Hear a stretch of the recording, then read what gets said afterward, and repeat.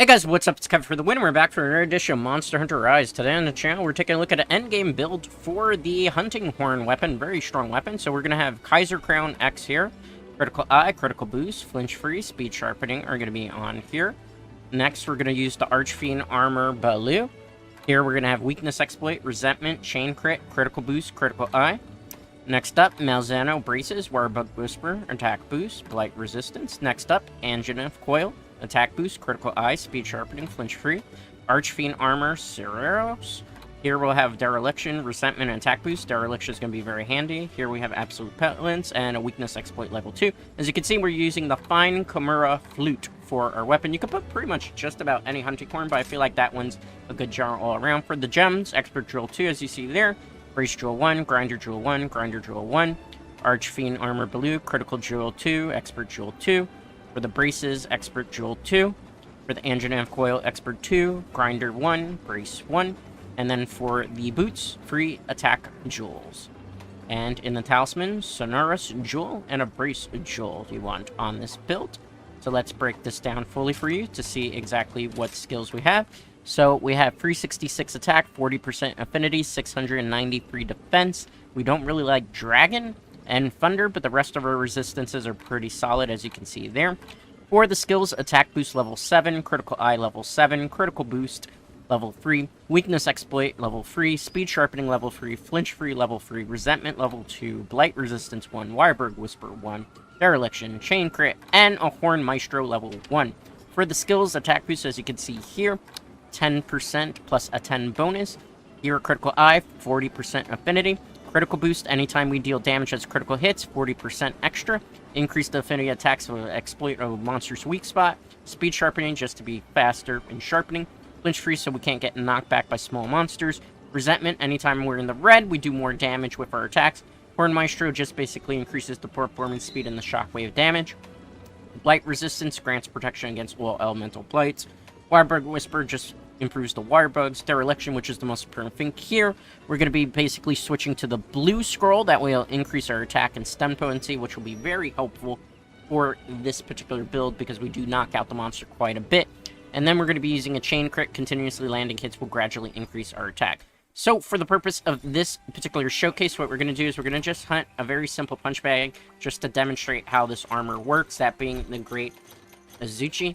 One of the things that you're going to want to do with pretty much any Dereliction build that we use on this channel is basically you want to switch over to a gourmet fish and eat it as soon as possible. The reason for this is that a gourmet fish will reduce the amount of health that you're actually burning through with this particular build. So first off, we're going to switch to the blue scroll because that's the only thing we want to do to increase our attack as well as our stun potency.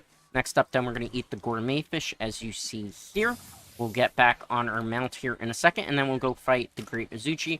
As you can see, if you're new to the Hunting Horn, basically it plays a certain amount of notes. As you can see, the attacks that correspond play those particular songs, and then after you do a certain combo, you can actually chain an attack that's very, very strong with the Hunting Horn as well, which I will demonstrate when we actually start to fight the monster. Now, keep in mind, you can use any hunting horn that you want in this particular build. I just feel like this is one that has good purple sharpness. It's a generally good all-around hunting horn. Obviously, you're going to want many, many different types of hunting horns to handle various different situations. Alright, so we're going to jump off the monster here. We'll start swinging. As you can see, as we start doing attacks, we're going to play the notes that are corresponding here. So if we use, as you see here, 2 X1s, we increase our defense. We've already increased our attack up. We've already done self-improvement, if I'm not mistaken.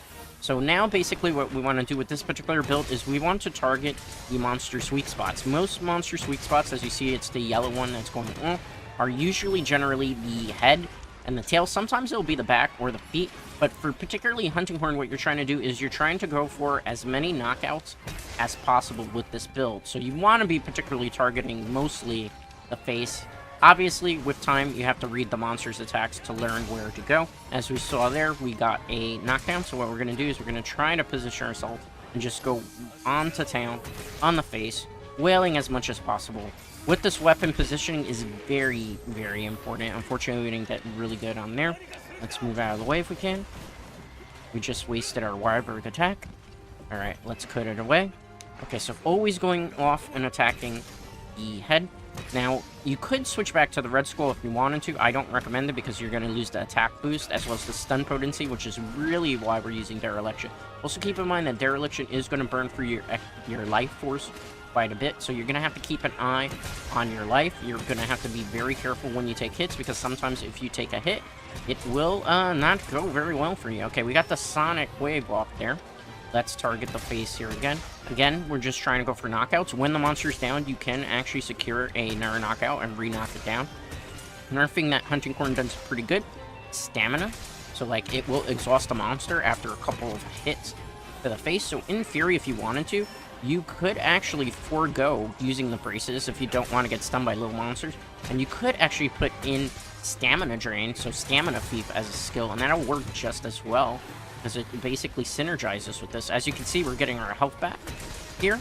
That's because we played the Health Recovery S Assault, so that's very important. So we get a little bit of life back here with this particular Hunting Horn, as well as being able to do these combos. As you can see, every once in a while you'll get button prompt after you play a certain amount of notes, in which you can do a very vicious combo, and eventually you can even follow that up with shockwaves if you're lucky enough.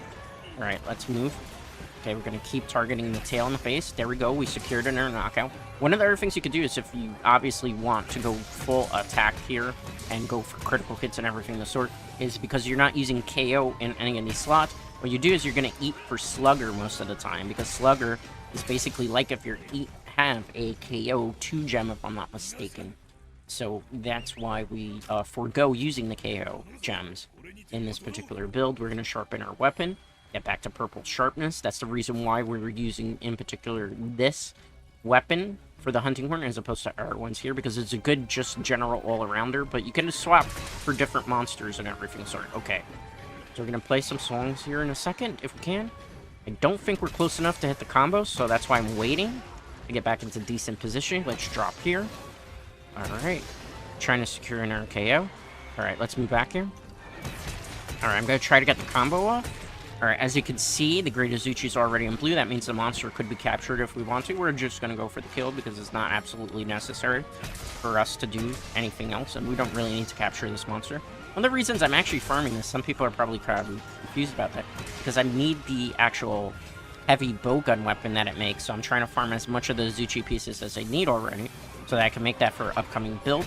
Alright, so again, we're just targeting the face, the tail, any critical spots. Particularly, we want to go for the face, though, because we're trying to just secure knockouts to get the GG here. Alright, let's drop that down. Alright. Let's swing this around. We secured another knockout. Let's go towards the face again. And remember, we're just targeting the face as much as possible. That way we can secure the KO, which we do. We pretty much killed the monster. Very good. And that's basically what you want to do with the Hunting Horn build. This is really, really powerful. Obviously, there are various different ways that you can run the Hunting Horn. Keep in mind, like with any build that I feature on the channel here, it is just a suggestion, a recommendation. There's multiple different types of ways you can play this. Feel free to share in the comments what build you're working with, as long as you do so in a very constructive way. I like constructive feedback here on the channel. Sometimes we don't really want necessarily rudeness. And keep in mind, it's like a work in progress, every armor build and everything sort, as we go further into more updates for Monster Hunter Rise Sunbreak, as well as just climbing higher up in the Master Rank. I'm right now Master Rank 69. Obviously, you will unlock more armor pieces and different monsters and everything sort, and then obviously builds will evolve over time. That's the good thing about Monster Hunter as a franchise. Just like monsters that evolve, so do your armor builds and everything and sort, but this will give you a very solid early foundation into endgame Master Rank 4 Hunting Horn users, so I would recommend going with this one. Anyway, we're going to take a look at the clear time. I'm pretty sure this is going to be about 5 minutes. Bigger monsters will take, on average, 8 to 9 minutes in a group of 4. If you're soloing them, probably anywhere between 10 to 12 minutes. Anything higher than that, and you're probably playing the build necessarily wrong, or forgoing some of the things that are really, really good and effective for this build. So let's see what's the clear time. 5 minutes and 27 seconds. And as you can see here, Master Rank 69, almost at 70. I won't spoil what's at 70. So that's going to do it for today's Monster Hunter Rise video. As always, a like on this video is greatly appreciated. If you're not already subscribed to the channel, definitely consider doing so, as it helps the channel grow. And I'll see you for the next Monster Hunter Rise Sunbreak video, which will be the Greatsword build.